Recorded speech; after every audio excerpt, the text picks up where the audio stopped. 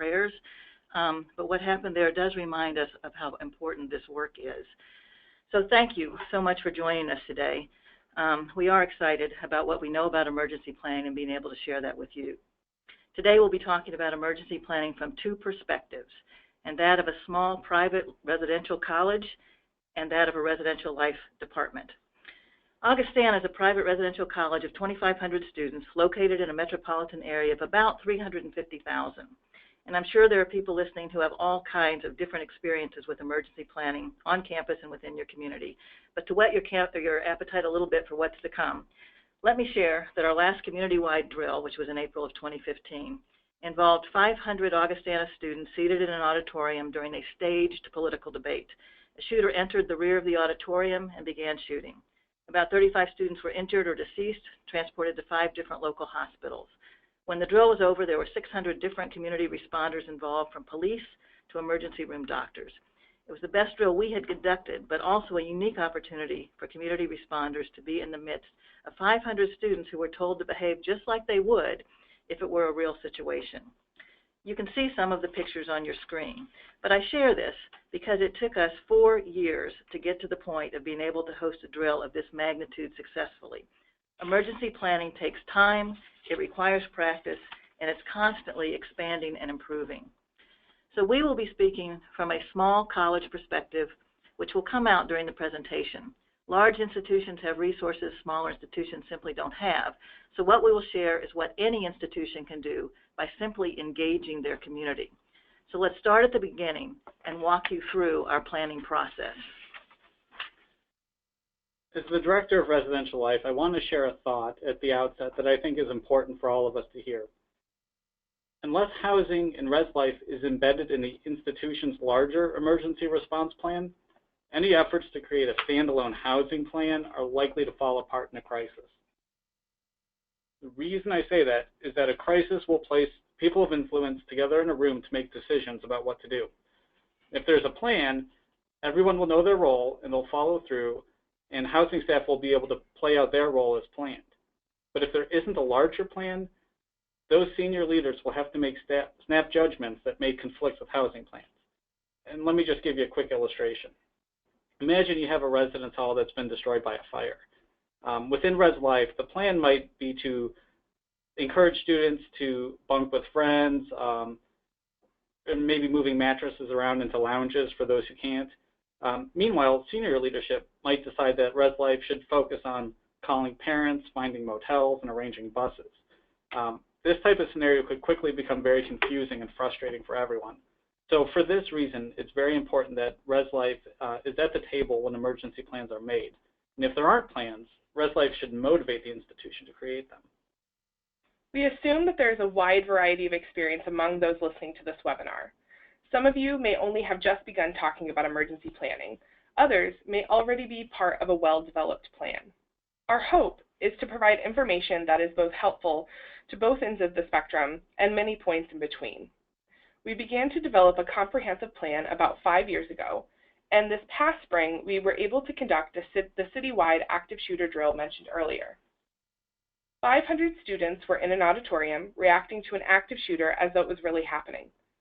2,500 students, faculty, and staff went into lockdown, and about 600 Quad City emergency responders carried out their duties, from city police neutralizing the shooter, fire and medics providing triage on campus, ambulances transporting about 35 students to 5 different hospitals, to ER staff taking in the wounded and providing preliminary assessment and care.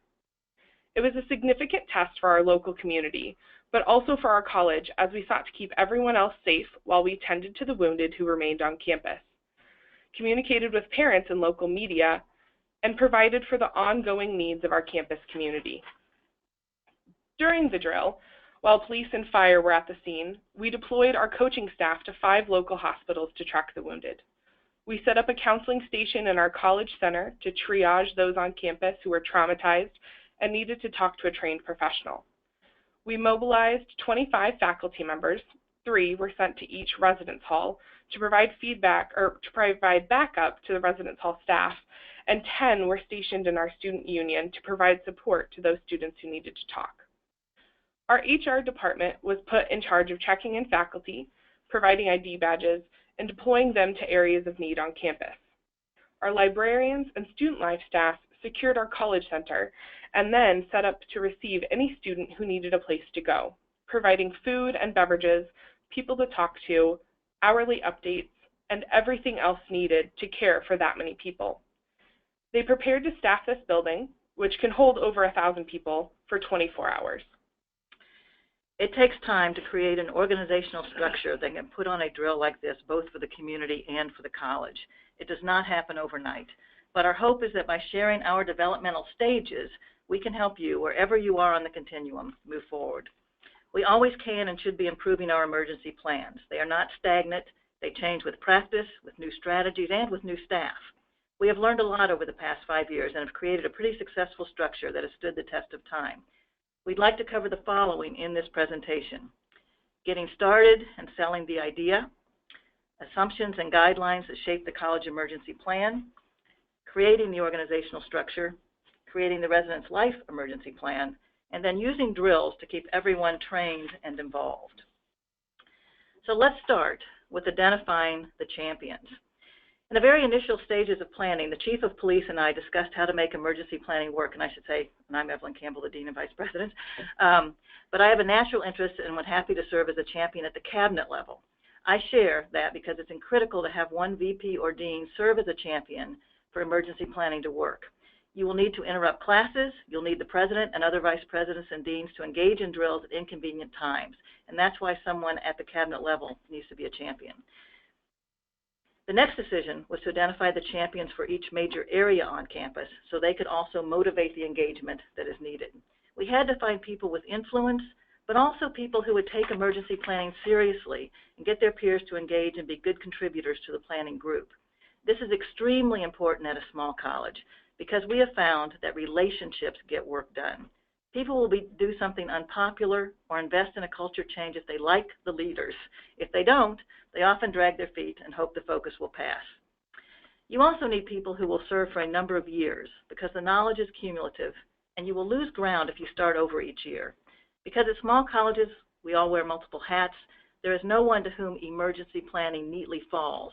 At larger schools, there are more people and you can add a duty to someone's position. But at a small school, emergency planning will, in a sense, be one more thing that each person is responsible for. So you have to have willing people who want to take this on over time and learn year after year, because emergency planning really is a base of knowledge that grows with experience and time. Therefore, we would not recommend rotating positions, but rather identifying people with influence and interest in each of the areas who will remain on the committee. At Augustana, we identified the following people to cover the areas of academics, communication, buildings and grounds, the students, and public safety and police. Your school may decide on some different areas, but we think these 5 areas are probably core areas for any college. Then we chose people in those areas for their position or their passion, and we created an emergency planning task force made up of those people. For emergency planning to work and remain current, an across-campus group that meets about every other week is important. You have to have buy-in across campus, and you have to meet enough to accomplish the goals. So our committee consisted of the registrar to cover the academics, the director of public relations to handle communication, director of facilities to handle the building, grounds, equipment, the director of residential life to work with the students outside of class, chief and deputy chief of police looking out for the college generally, and then the vice president for student life looking out for the college and the students generally. Now, each college is going to be different in terms of areas identified and the person of influence. I tend to think these are the areas that need to be covered, although there can be variations. If you have a satellite campus or venue or perhaps a large athletic program, that person may need to be present simply to ensure there will be buy-in for carrying out the emergency plan in their area of responsibility. Depending on your faculty structure, you may need a tenured professor or an academic administrator instead of the registrar to represent the academic interests. So you have to look at your campus, see who the people of influence are, and then pick people accordingly. Once you have your working community of influencers, you need to decide what assumptions will underlie your emergency plan and how those will influence the plan. We talked about this a great deal. Probably the most time was spent on these issues right here before we finally decided on the following 5 assumptions and the guidelines that followed. We will go over each assumption and explain how it shaped our emergency plan. Our first assumption is that most people will not know what to do when an emergency occurs. We're all aware that students do not always use common sense, and they do not always apply what they've learned. So, as a result of that, we didn't waste time attempting to train every student and every person in our community for every type of emergency. Instead, we focus on finding a way to get everyone's attention through sirens, buzzers, and ringing phones to direct their attention to text messages or emails with specific instructions. We don't train our campus how to respond to a shooter or how to respond to a tornado. Instead, we train them to listen for a siren and look for the text and follow the directions. Our second assumption is that the majority of our community simply needs to get to safety and will have no other role to play in an emergency. Out of 3,000 people on our campus, the reality is that we need to get all 2,500 of the students and the majority of the faculty and the staff to a safe place in order to allow us to focus on the emergency. Therefore, getting the majority of our campus to a safe place quickly as possible is the first priority. And we teach 4 basic responses to an emergency. The first response is run, hide, or fight for the first couple of minutes of an emergency before instructions are shared. The other responses are evacuation, shelter in place, and lockdown. Evacuation means to get outdoors as quickly as possible. This is most commonly used for a fire or a gas leak. Shelter in place means to stay indoors and get away from the windows, usually the lowest level of a building. And this would be the appropriate response for a tornado. Lockdown means to get indoors, close windows, and barricade doors. This is used in the event of an active shooter. We provide posters in every office and classroom so that if someone forgets, it's easy for them to see what to do or where to go. And our text messages will state exactly which of these responses is required. The texts, which are also repeated in emails, Twitter, and on pre-programmed phones, are short and to the point. So it becomes very simple to tell our campus or parts of the campus which response to use and to continue to communicate via text until the emergency is over.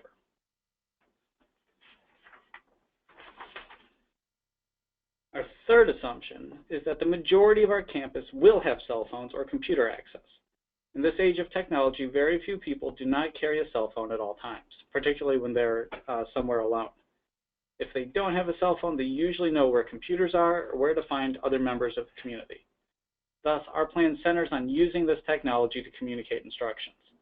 We train our campus to look at their cell phones or a computer or find someone with a cell phone if they hear a siren or a buzzer, and then follow the instructions. Our fourth assumption is that very few people will ever be the first to encounter an emergency. Colleges aren't like high schools. The population is spread out over many buildings in many places. Think of all the academic buildings, the gym, the residence halls, college center, the walkways between buildings, and it's easy to see that the whole population is rarely, if ever, together. With the exception of a mass casualty situation like the unexpected collapse of a building, most emergencies are detected by a relatively small number of people. A gas leak, downed electric line, a shooter who is targeting a particular person or department, a fire, all of those are likely to be seen and reported by a handful of people as they are occurring while the rest of campus is unaware. Given this assumption, we train our campus to report all emergencies to public safety and police. We do not train our campus to know what to do for an electric wire that is down or a fire. We train them to call for help, receive specific instructions at that time, and then go to get safely and let professionals handle it. The last assumption recognizes that only a small percentage of our campus community will actually take part in resolving an emergency. At Augustana, for example, only about 250 of our campus community of 3,000 will be involved in actually bringing the emergency to a close or handling the aftermath. Therefore, we specifically train just those 250 on how to actually respond to the emergency. For facilities, this means knowing how to deal with gas leaks, fire, downed electric wires, flooding, building damage, etc. For residence life, this means reporting all kinds of building damage or threats. But the main focus for residence life is to take care of students and make sure they are safe and secure. Residence Life needs to care for their healthy residents and keep them safe, but also be prepared to care for injured students or students and their friends who are suffering emotionally due to some type of emergency. Let me take a moment to recap where we are. We have explained our assumptions and the decisions we made based on those assumptions, which include the use of sirens, buzzers, and telephones. We use noise to get everyone's attention. Training on to run, hide, or fight, evacuations, shelter in place, and lockdowns, with posters in every office and classroom for reinforcement. The use of technology, texts and emails to direct the majority of the campus to safety. Specialized training for the 250 staff who need to resolve the emergency, and the use of technology to direct those 250 to their posts so they can carry out their roles. So far, we've shown you how we will get the members of our community to a safe place. But what about those 250 who have a role in resolving the emergency? Some of them need to respond to the site to assist behind police or other first responders. Others will need to continue to treat injuries, care for emotional trauma, or assist students who are safe but hungry or have lost belongings and need a place to stay. All kinds of needs will surface after a serious emergency, and we need to meet those needs quickly and effectively. Remembering that we're a small college, we will need the help of people beyond just police and public safety and Res Life. So we've divided our campus into functional groups that we call Cert Teams. And this gets at our third point, which is having the organizational structure in place to respond. The way that Cert Teams work is that our entire employee base is divided into functional groups based on their office or department. These groups are prepared to carry out any task the commander would ask. The Cert Teams are asked to use common sense to carry out tasks assigned by the commander, and we practice carrying out different tasks during the year, but in an emergency, things often surface, and Cert Teams need to know how to handle them as well as they can. In a nutshell, we've taken people who are already used to working together during the year, and we ask them to write plans and practice different tasks that the commander might assign them in an emergency. We change tasks and add tasks each year to keep the teams flexible and responsive. Our entire employee base is prepared to respond to an emergency in some capacity as a member of a Cert Team. We would rarely need them all, but we have provided all of them with some level of training. And I'll give a few examples here. One obvious Cert Team is Res Life. So at Augustana, we have responsibility for students in our buildings and also some responsibility for the buildings themselves. The Res Life Cert Team works under the direction of the director of Res Life, and the director takes orders from somebody in the command center. And just to make sure you have the big picture, I'm going to give a few other examples as well. The librarians, for instance, are also a Cert Team. They can be deployed to find housing off campus should we lose a residence hall, while the librarians arrange beds, buses, food, and supervision at nearby motels. Res Life can focus instead on caring for the immediate needs of students.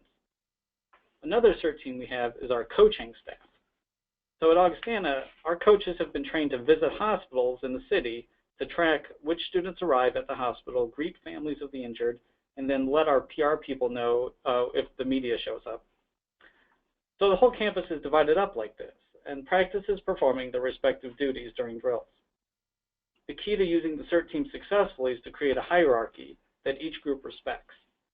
We ask for positions to be 3 deep, which means, for example, in Res Life, the commander is the director. When the director is unavailable, the assistant director steps in as the commander. If the assistant director is unavailable, then we'll look to the area coordinator of our largest building, and so on. And the entire staff knows this hierarchy, and once the leader's been established, the others will do what they're asked to do. So now let's talk about the command center, because that is really critical for success. You will have to experiment to find out what is right for your campus, but I think we can offer some guidelines to think about. In my view, communication is everything, and setting people up to communicate effectively through a hierarchy, very much like in the military, is the key to success. So here's what we do, and I think when you see the whole thing, you'll see how this can help not only at the college level, but also at the residence life level. Imagine a large room with tables. We have a table with the senior administration at the bottom left of the screen, a table with public relations staff at the top, a table that we call the command table to the right, and at the command table there are a group of mid-level administrators who act as liaisons between the commander in the room and the CERT teams who are out in the field. In the center of these three tables are two people.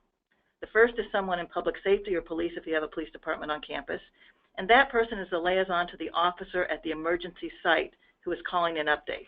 So maybe they're at the residence hall that is burning, and the rest of the group is, for instance, in the student center in a locked room. The second person is the commander of the room who is receiving information from the public safety officer and then delegating jobs to the people at the command table. The commander is operating at the 25,000-foot level. So, for example, if the public safety officer learns that 30 students have been injured and are being taken to hospitals, the commander will ask the table of senior administrators to decide if the college will cancel classes or perhaps close based on that information. She will ask the command table to assign someone the task of getting staff to the hospitals to touch base with the injured students, and so on. Big picture. Now let me talk this through in detail. The senior administrators table. That was on the left of the screen. That consists of the president, the legal counsel, the vice president for enrollment, the provost, vice president for finance, anyone else they wish to call. But these are the people who need to make the big decisions, not carry out the detail. So, for example, again, are classes canceled? If so, for how long? Is the campus closed? If so, for how long? Can we spend $30,000 on motels, on clothing, on food? The big questions. This group is also the group that will communicate with the Board of Trustees. Now, the table at the top in the room was the public relations. Those in public relations need to be present during the decision-making, and they need to be involved communicating on multiple platforms. They will work closely with the senior administration and the president to decide when the president should go live before the public, how to phrase the press releases, etc. They will be emailing, tweeting, updating the website to students, to parents, to alumni, to the news media, and they will also have a designated site for off-campus media where they will provide updates and seek to shape the message that the off-campus media will be sending. Now, the third table consists of those who will carry out the directions that the commander gives, and we labeled that command. Now, this is a small school, and we're selecting people for the command table with the skill sets rather than the people who have certain titles.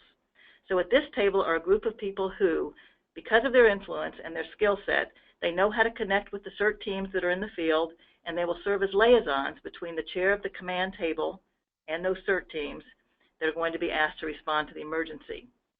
At Augustana, the group of people who serve as liaisons are the key academic enrollment and student life administrators who work together every day, and they know each other, and they also know the commander. So this group will sit around the table, as shown, and in this case, we will have the registrar chair that table. So the registrar is sort of the commander of the table. Now, back to the room with the tables. So the big picture. Let's assume the commander is told by the public safety officer that the fire department just called and confirmed that a residence hall which houses 500 students has enough damage that it will be closed for a minimum of 1 month. No one will be allowed in the building until further notice. At this point, the commander in the room will direct the registrar, who's chairing the command table, to begin activating the CERT teams to perform the tasks needed to deal with this information. The commander may say something like this: we need to put all displaced students in the gym until further notice.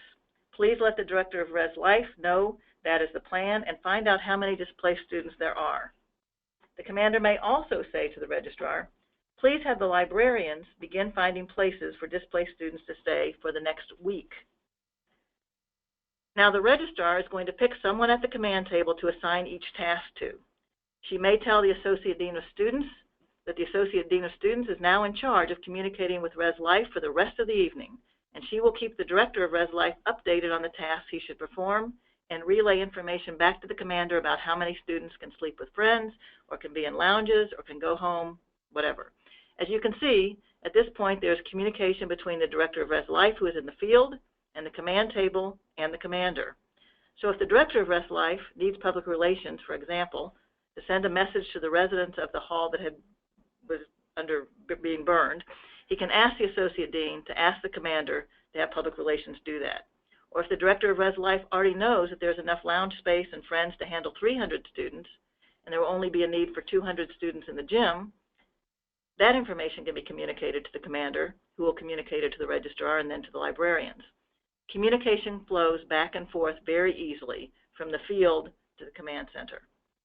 The same sequence would happen in regard to the librarians. The registrar would pick someone at the command table, like the associate academic dean, and instruct her to call the director of the library to begin working on sleeping arrangements for the displaced students. Communication would now be established between the librarians in the field and the command table and the commander. You can add more tables or people to the command center as needed. You can have as many functional teams or Cert teams as needed in the command center. In this setup, it's possible that other Cert teams will need to be in the command center to carry out their duties effectively. Whenever this occurs, set up another table. That table will report to the registrar through one of the people at the command table. In addition, sometimes outside groups need to liaison with the commander and the command center. For example, if there are deaths, the coroner might send a representative to the command center to work on notifications of family with the college. Now that's the big picture. Let's talk in a little more detail because the effectiveness of this is in the detail. What you will learn from national training is that every decision maker should have a scribe to track major decisions and that a flow of decision making in the command center is important. So to accomplish that on the small scale, we pair administrative assistants, hereafter called scribes, across campus with the major decision makers. So table 1, the senior administrators, they have one scribe for that table. The commander has a scribe.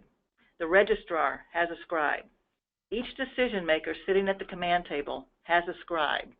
Each scribe has a huge sheet of poster paper on the wall, and periodically the scribe will transfer what is on their legal pad where they're taking notes to the poster board. So everyone can see, for example, what Res Life has accomplished, what the librarians have accomplished, how many coaches have been deployed to hospitals, etc. Those poster boards keep communication clear and provide the foundation for continued decision making. Approximately every 30 minutes, the commander should stop action and do an update. This consists of public safety or police providing an update of what is going on at the actual site of the emergency. Then each decision maker will report out and basically update the room as to what is going on in their area. People can ask questions, get clarification, and at the end of this, the commander should have a very good idea of what the next steps are. In addition to this, it's helpful to have a check-in sheet so you know who is involved and how long they've been there. It helps to have an overall timeline, and when you get a breather, one of the scribes can compile everything and work on this on large poster paper. You're going to need water and food and cell phone chargers and other things as the emergency goes on, and you'll need to designate people to keep the command center functional. So that's the overall plan. And now let's look specifically at residential life. Okay, so the really great thing about Res Life is that emergency planning is just a part of our DNA. There's very few other departments on campuses. Facility services might be one, where staff know how to deal with gas leaks, fires, or power outages. Among the faculty, you might have those who work in science labs or art studios who know how to handle chemical spills or explosions and fires. And of course, police and public safety are always alert to emergency situations. But other than those groups, emergency planning might actually be a bit of a foreign concept to most of your colleagues on campus. So if your campus is not very far along in planning, you as housing and residence life professionals have something to offer. One, because we usually have an on-call structure in place and protocols for responding to most routine emergencies. Most of us are already used to working with several layers of staffing and also collaborating with staff outside of our department, like custodians or public safety officers. So if your college is just beginning the planning process, know that you have a lot to offer. And it's important that the director of Res Life get on the planning committee and help. If your college is already doing the planning, make sure the director is involved because we as Housing and Res Life have major responsibility for students. And now let's take a look at the nuts and bolts of how Res Life can and should connect with other players in the event of an emergency. There are really two big places where Res Life must exert influence. The first is on that emergency planning task force. And then the second is a key functional group or Cert team. So Res Life is a central member of the emergency planning task force here at Augustana. This is a group that meets every 2 weeks and scans the campus environment to make sure that we're ready as possible should an emergency occur. in order to ensure that residence halls are safe as classrooms in any other building, it's critical that the Director of Res Life be on this committee. And while I'm sure that most Res Life departments, and particularly those of us who aren't auxiliary operations, have modest budgets for improvements, many times safety features are expensive and would deplete your funds for programming or cosmetic improvements. So having a voice at this table where emergency preparedness is being discussed should provide you with some access to funds which are being distributed throughout campus. And let me give just a quick example from here at Augustana. So we use a siren to get people's attention. And unfortunately, due to the location of our residence halls, students in maybe up to 75% of our buildings can't hear that siren. The Emergency Planning Task Force decided that buzzers were needed in basement classrooms and auditoriums to ensure that all students could hear it. And because I was at the table, I was able to make the same argument for students living in the residence halls. And if I didn't realize that secluded classrooms were receiving this special attention, and therefore so should the residence halls, we probably wouldn't have gotten those buzzers. Being at the table will help ensure that residence halls are kept at a similar level of safety as academic and administrative buildings. Now, once you're on the planning committee, you'll be able to get to work with groups to help create a balanced emergency response which pays the proper attention to the students' living spaces. Now, in regard to an actual emergency response at Augustana, Res Life is a Cert team, as we mentioned before. We have responsibility first for the care of our students in the halls and second for the buildings. So it's important that the director have a good relationship with the commander and the other people at the command table. So as has been mentioned before, and I'm going to emphasize it one more time because it's so true, at small colleges, relationships and communication are vital to success. While the communication travels from the command center through the director of Res Life and out to the staff on site to carry out tasks, who report back to the director who keeps the command center updated. When an area coordinator sees something in a hall that is unexpected, she might contact the director of Res Life, who will contact the decision maker at the command table. And although we don't like to think that personality enters in during an emergency, it does, and perhaps it does more when everyone's under stress.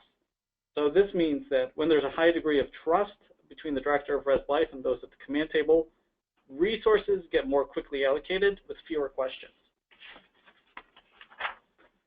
The director of Res Life must build those relationships when there isn't an emergency, so that when there is an emergency, the trust and communication will come easily. Residence Life, operating as a Cert team, should have a communication system similar to what the command center uses.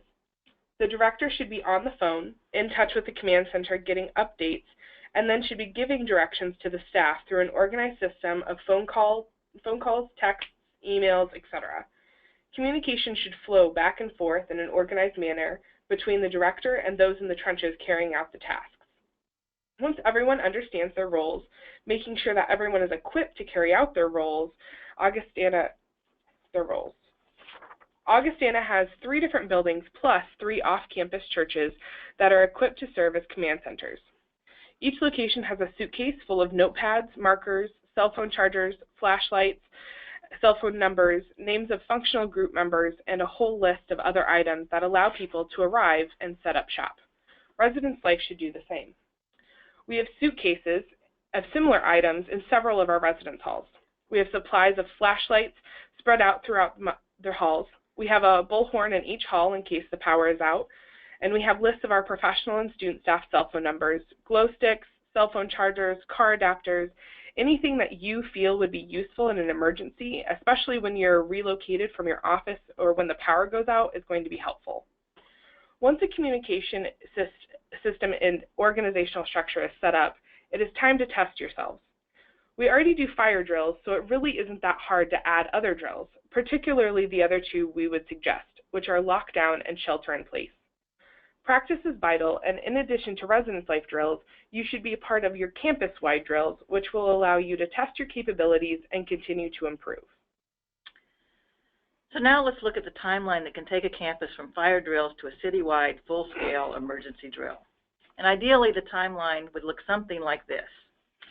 First, you'd start with the planning committee that produces an organizational chart and an overall plan for communication, which we've been discussing.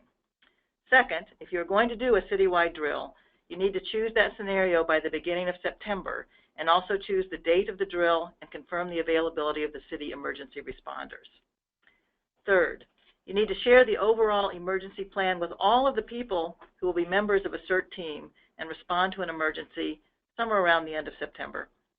Make sure everyone understands the big picture and their roles as a member of a CERT team. We do a PowerPoint presentation each fall to all 250 members of our CERT teams to make sure they know their roles and understand how the system is set up. Fourth, have each CERT team get together and develop a written plan for the specific emergency that the Emergency Planning Task Force wishes to focus on in the spring, sometime October, November. The plan should include how the team will communicate and how the group will respond to that specific emergency. The commander and/or the public safety or police officer should meet with each CERT team and review the plan for effectiveness. Fifth, each CERT team should run a drill to test itself in November and December. These should last maybe 30 to 60 minutes, but after the drill, the CERT team should review strengths and weaknesses and upgrade the plan. And again, the commander or public safety officer should meet with the CERT team after each drill and after each upgrade. Sixth, approximately 4 months before the actual drill, so usually in early December, the college should host a tabletop exercise with the directors of the emergency responders from the community, the college's police and/or public safety, the college's commander, the chair of the command table, and the president and members of the senior administration. During this exercise, the college will lead a discussion regarding the key elements of the drill so that everyone involved can understand exactly who is doing what during the drill. And at that time, you will also need to refine the scenario based on the input from everyone at that tabletop. Seventh, you need to select reviewers to be at the key sites to be tested sometime in January, February. We usually have a reviewer in the command center focused on the commander, the senior administrators, and communication among the different groups. You may want several reviewers so that someone can review how the senior administration communicates as a group, another person can review the command table itself, someone else can review public relations, and we also have a reviewer at the site of the emergency. 8, hold the drill, usually in April or May. We suggest a 2-hour drill, which is concluded with a short overview from the reviewers who are in the room, and a thank you and a motivational comment from either the president or the commander. And it's important to leave on a good and high note. And 9, within a few weeks, collect feedback from all involved through a meeting or through emails, and then upgrade the overall emergency response plan. And you probably want to do this before school is out for the year. And then during the year, or after that citywide drill, you'll want to create opportunities to test individual CERT teams or the entire campus through drills that look at blocks of time after the emergency is under control. And this is sometimes an area that we don't pay enough attention to. So, for example, you may want to run a drill that looks at the morning after a serious emergency. What should CERT teams be doing? How will people get rest and sleep? Test the campus on long-term challenges of emergency response, 24 hours out, 48 hours out. This will allow your campus to be fully prepared for an emergency. Okay, so that's our sort of 5-step process, and we want to pause here to kind of reflect on these 5 items. And again, acknowledging that everybody might be at very different stages or might be doing some of these things, but we think that these are the 5 things that are really key to a successful emergency plan. Again, start by selling the idea. Who needs to be involved? Who are the people of influence? Second, identify the assumptions and the guidelines that are going to shape your plan. When we stopped and did this exercise, we realized a lot of it just had to do about establishing communication channels, not about training people for every specific contingency. Third is establish that organizational structure that is sort of widely recognized and that can be activated to respond to an emergency. Fourth, and for those of us in housing and residence life, make sure that we also have our plan as a CERT team and are ready to respond to different emergencies and have our clear channels of communication established. And then practice. Use drills. Every time we do a drill, we find a flaw in our system, and we fix it. So we do that to continually get better. So that's our presentation. We hope that this has been helpful and has maybe given you a few things to think about. And I think we're going to pause at this point, and if there's questions, we'd be happy to respond to those.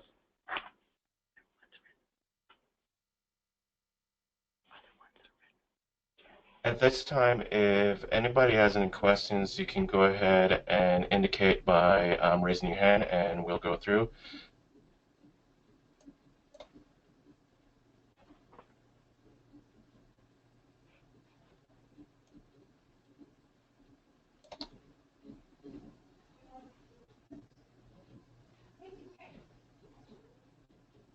Well, seeing that there isn't any questions or no comments coming through, I'd like to thank you for participating in our webinar today, and we'd like to thank our presenters for taking time out and presenting this afternoon. And a recording of this presentation will be available on the Blagujo website shortly after we conclude today's proceedings. Any parting words from the presenters? Appreciate your time and wish you all well, and be happy to answer any questions down the road if you have them. All right. Thank you, everyone. Hope you all have a great afternoon, and thank you for taking an hour of your time to attend this webinar. Thank you. Thank you. Thank Thank you.